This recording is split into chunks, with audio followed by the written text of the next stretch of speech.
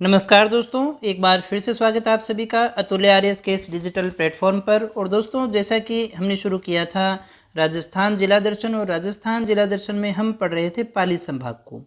और पाली संभाग के 4 जिले हैं, जिसमें से पाली, जालोर, सांचौर और सिरोही आता है। और हमने पिछले क्लासेस में पाली, जालोर और सांचौर को अच्छे से डिस्कस कर लिया था। आज हम सिरोही जिले के विषय में बात करने वाले हैं दोस्तों आगे बढ़ने से पहले वीडियो को अगर लाइक नहीं किया है तो कर दीजिएगा, चैनल को सब्सक्राइब नहीं किया है तो भी कर लीजिएगा, क्योंकि इस तरह के क्वालिटी एजुकेशन वीडियो केवल और केवल आपको इसी चैनल पर मिलते हैं। तो चलिएगा शुरू करते हैं क्लास को। और उम्मीद है अभी तक आपने लाइक शेयर कर दिया होगा। सिरोही जिले के विषय में हम बात करें तो सबसे पहले हम देखें कि इसका प्राचीन नाम क्या हुआ करता था। तो दोस्तों, सिरोही जिले का जो प्राचीन नाम है वो हुआ करता था शिवपुरी। और कर्नल टोड की अगर हम माने तो उनके हिसाब से इसका मूल नाम भी कौन सा हुआ करता था, सिरोही का मूल नाम हुआ करता था शिवपुरी, ऐसा हमें मिलता है पढ़ने को। प्राचीन साहित्य में इस प्रदेश को अर्बुद प्रदेश के नाम से जाना जाता था। ये जो हमारा सिरोही है, इसे प्राचीन काल में, प्राचीन साहित्य में हमें इसके लिए अर्बुद प्रदेश नाम मिलता है दोस्तों। अगर हम बात करें सिरोही नगर की, क्योंकि सिरोही सिटी भी है, तो सिरोही की स्थापना जो है वो सहसमल देवड़ा के द्वारा 1425 ईस्वी में की गई थी दोस्तों। तो प्राचीन नाम शिवपुरी है। कर्नल टोड के अनुसार ये इसका मूल नाम भी माना जाता है, और इसके प्राचीन साहित्य में इसे अर्बुद प्रदेश भी कहा जाता है। और सिरोही नगर की जो स्थापना है वो सहसमल देवड़ा के द्वारा की गई थी 1425 के अंदर। तो यहाँ पर देखिएगा दोस्तों, अन्य नामों की अगर हम बात करें तो इसके अन्य नाम है अर्बुदांचल, देवों की नगरी और चंद्रावती। इसके अन्य नाम आते हैं हमारे सामने। देखिएगा, अर्बुदांचल आता है, देवों की नगरी आती है, चंद्रावती आती है। अगर हम बात करें सिरोही के चौहान वंश के संस्थापक की, तो सिरोही के चौहान वंश के जो संस्थापक हैं वो माने जाते हैं राव लुम्बा। राव लुम्बा को जो है चौहान वंश का, सिरोही के चौहान वंश का संस्थापक माना जाता है। राव लुम्बा कौन थे? तो राव लुम्बा जालोर की ही देवड़ा शाखा से संबंधित व्यक्ति माने जाते हैं दोस्तों। तो सिरोही के चौहान वंश के ये संस्थापक थे। आगे हम बात करें सहसमल की, तो हमने ये अभी बात की थी, सिरोही नगर की स्थापना इनके द्वारा की गई थी। अब थोड़ा हम सीमाओं के विषय में बात करें तो सिरोही की सीमा एक तो गुजरात स्टेट से लगती है और 4 जिलों से लगती है। यहाँ एक बार फिर से देख लेते हैं। सिरोही की जो ये वाली सीमा है, नीचे हमारे रह गया गुजरात, एक तो गुजरात से लगती है, और यहाँ देखिएगा वो सांचौर से लगती है, जालोर से लगती है, पाली से लगती है और उदयपुर से लगती है।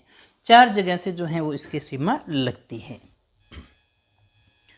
इसके बाद में हम बात करें माउंट आबू की, तो माउंट आबू यहाँ का मुख्य शहर रह गया। इसे हम राजस्थान का शिमला भी कहते हैं, क्योंकि वैसी सी लोकेशन यहाँ पर है इसकी दोस्तों। राजस्थान का सर्वाधिक ऊंचाई पर स्थित स्थान यही है, शहर भी यही है। यहाँ पर है नक्की झील, माउंट आबू में नक्की झील है। कहते हैं कि इसे देवताओं के द्वारा नाखूनों से खोद करके बनाया गया था। वैसे क्रेटर झील के रूप में आती है। क्रेटर झील जैसे हम किसी ज्वालामुखी पर्वत की बात करें और कई बार विस्फोट के साथ में इसका ऊपरी हिस्सा उड़ जाता है, तो ये जो स्थान है यहाँ पर वर्षा का पानी भरने के कारण जो झील बन जाती है उसे क्रेटर झील के नाम से जानते हैं। भूगोल विद्या जो इसे क्रेटर मानते हैं, बाकी जो है इतिहास में, साहित्य में इसके लिए जो देवताओं के नाखूनों के द्वारा खोदी हुई झील भी मानते हैं।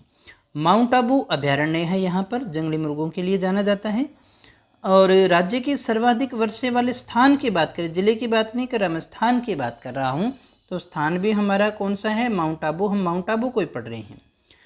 और जैसा हमने देखा कि AGG assistant to governor general, agent to governor general हुआ करता था। एजीजी जो राजस्थान में था, और राजस्थान में 2 उसके मुख्यालय हुआ करते थे, एक अजमेर था और एक हुआ करता था जो है माउंट आबू। ग्रीष्म काल में जब गर्मी आती थी तो उनसे सहन नहीं होती थी, तो ये माउंट आबू आ जाया करते थे। वैसे भी हमें पता होगा कि एक तो चाय के बागान का कंसेप्ट और भारत में जो हिल स्टेशन का कंसेप्ट है वो यही लाए थे, अंग्रेज ही लाए थे। तो राज्य की पहली नगर पालिका भी हम कौन से मानते हैं? माउंट आबू को ही मानते हैं। यही पठार भी है दोस्तों, उड़िया का पठार। राज्य का सबसे ऊंचा पठार जो है वो उड़िया का पठार माना जाता है। 1360 मीटर ऊंचा है दोस्तों ये। और यही है देलवाड़ा के जैन मंदिर। कौन से मंदिर है दोस्तों? देलवाड़ा के जैन मंदिर हैं। 5 जैन मंदिरों का ये एक समूह है, जिसमें से मुख्यतः आता है लूण वसही और एक आता है विमल वसही। विमल वसही ये मंदिर आते हैं, 2 मुख्य मंदिर, बाकी 5 मंदिरों का ये समूह है। और उसके लिए कर्नल टोड ने कहा था कि ताजमहल को छोड़ करके देश की सबसे सुंदर इमारत अगर किसी को कहा जाए तो हम इन मंदिरों को कह सकते हैं, इतने सुंदर मंदिर हैं। यहाँ अर्बुदा देवी, अर्बुदांचल अभी हमने कहा था इस क्षेत्र को कहा जाता था, और अर्बुदा देवी मंदिर है जिसे राजस्थान की वैष्णो देवी के नाम से भी जानते हैं। यही है अचलगढ़ दुर्ग।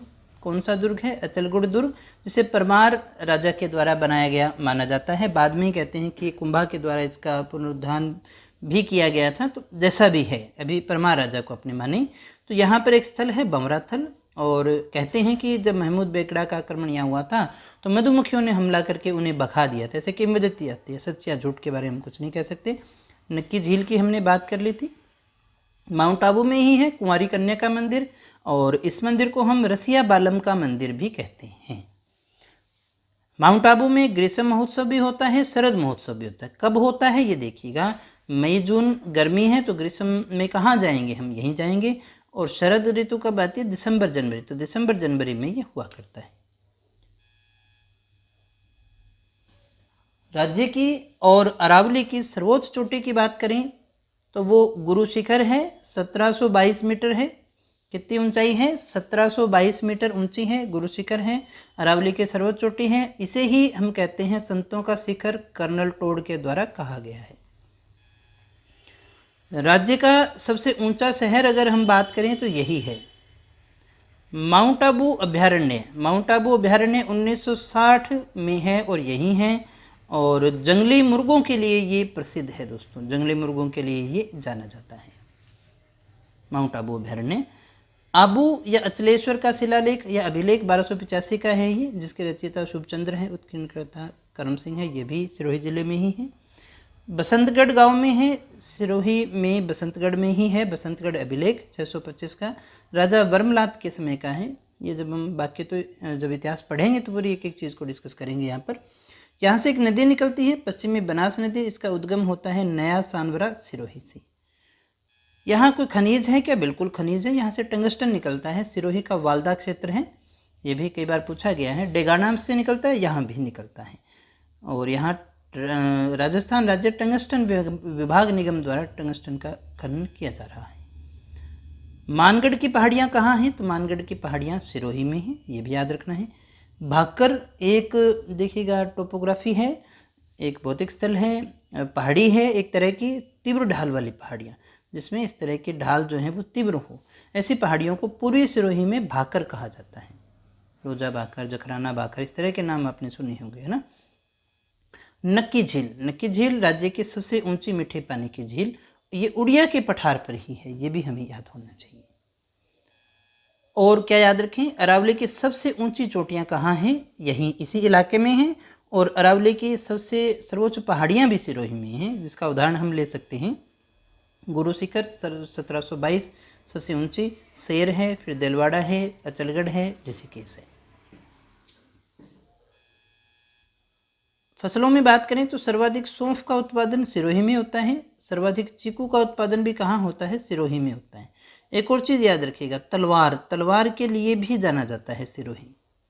सिरोही की तलवार भी काफ़ी फेमस है।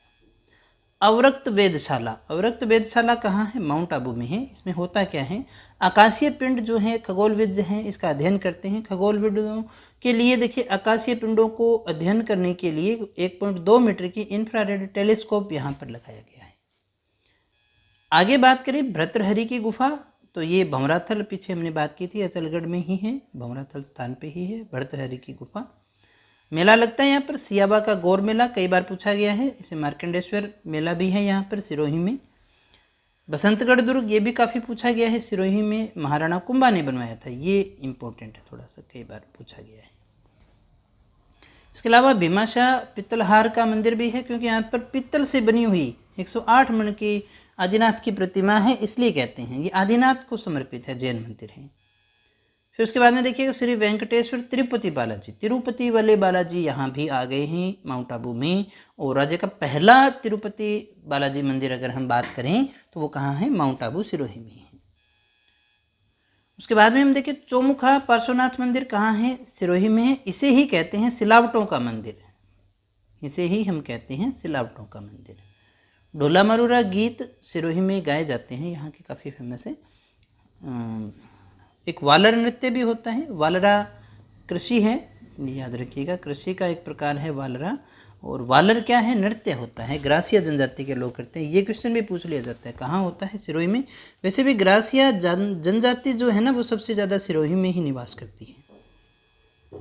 गौतमेश्वर या भूरिया बाबा का मेला यहाँ लगता है सिरोही में, पोसलिया नदी के किनारे है।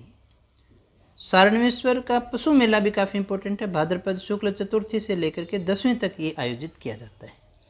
अगर किसी व्यक्ति की बात करें तो गोकुल भाई भट्ट बहुत इंपॉर्टेंट है, इन्हें राजस्थान का गांधी कहते हैं। सिरोही के हाथल गांव में इनका जन्म हुआ था, ये क्वेश्चन कई बार पूछा है, आरपीएससी ने भी पूछ लिया था। संप सभा, यहाँ संप सभा हुई थी आदिवासियों को जागृत करने के लिए, 1883 में गुरु गोविंद सिंह के द्वारा आयोजन किया गया था इसका सिरोही के अंदर। अगर हम बात करें शिव सिंह देवड़ा की, तो शिव सिंह देवड़ा वो व्यक्ति थे जिन्होंने अंग्रेज़ों के साथ में सहायक संधि की थी। और ये जो सहायक संधि है राजस्थान की अंतिम रियासत मानते हैं जिसके द्वारा जो है अंग्रेज़ों से सहायक संधि की गई थी 1823 के अंदर। सर्वाधिक ग्रासीय जनजाति कहाँ है, यहीं पर है, सिरोही में ही है। और इसका शुभंकर क्या है, जंगली मुर्गा। सिरोही का शुभंकर क्या है, जंगली मुर्गा। तो दोस्तों ये था हमारा सिरोही ज़िला, और जितनी ज़रूरी बातें थी वो सारी की सारी हमने कर ली है, नहीं बस कुछ नहीं बचा इसमें, पूरा अच्छे से हमने देख लिया है इसको। वीडियो अगर सच में अच्छी लगी हो तो वीडियो को लाइक कर दीजिएगा, दोस्तों के साथ में शेयर ज़रूर कर दीजिएगा ताकि उन्हें भी लाभ हो सके। कोई क्वेरी हो, कुछ पूछना हो, कोई दिक्कत हो, कुछ सुधार चाहते हो तो कमेंट करके बता दीजिएगा, क्योंकि देखिएगा क्लासेज आपके लिए है तो आपके लिए सुधार भी किया जा सकता है।